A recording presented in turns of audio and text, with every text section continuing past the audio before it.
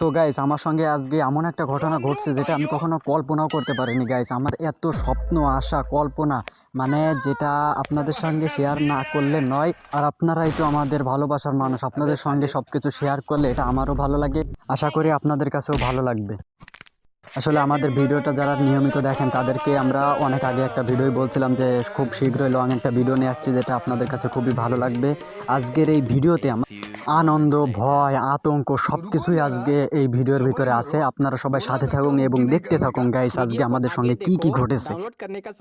তো গাইস, আপনাদের তো আগেও বলেছি যে আমরা আসলে দূর দূরান্তে যাচ্ছি ইদানিং যে ভিডিও করতে। আসলে আজকের আমরা মূলত বাড়ি থেকে বের হয়েছিলাম শালিখার উদ্দেশ্যে।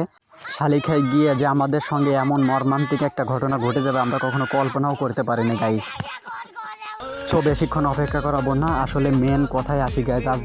আসলে মোবাইল হ্যাং হয়, কম্পিউটার হ্যাং হয়, ল্যাপটপ হ্যাং হয়, কিন্তু কখনো শুনিনি যে ড্রোন হ্যাং হয়। আমরা যখন ড্রোনটা ফ্লাই করছি, যখন উড়তে আছে সুন্দরভাবে, হঠাৎ করে ড্রোনে একটা সমস্যা দেখা দেয় যে ড্রোনটা কোনো বোতামে, কোনো বাতমে মনে করেন কাজই করতেছে না, উল্টো পাল্টা চলতেছে। মানে একটা ভয়, আতঙ্ক গাইস। সত্যি আমি না অনেক অনেক ভয় পেয়ে গেছিলাম, যদি আমার ড্রোনটার কিছু হয়ে যায় আমি কিন্তু গাইস শেষ। তো প্রতিদিনের মতো আমি ড্রোনটা নিয়েছিলাম ছোট্ট একটা শ্যুট নেওয়ার জন্য, যেটা আসলে শ্যুটটা নিলে হয়তো বা ভিডিওটা দেখতে খুব ভালো হবে।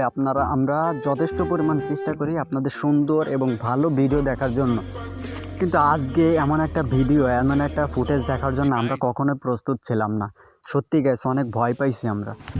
সো গাইস, আপনাদের দোয়া এবং ভালোবাসায় অনেক কষ্টের পর আসলে ড্রোনটা আমরা সুস্থভাবে ল্যান্ড করতে পারছি, শুধুমাত্র আপনাদের দোয়া এবং ভালোবাসায়। পরবর্তী ভিডিওতে আপনাদের সঙ্গে দেখা হবে ইনশাল্লাহ।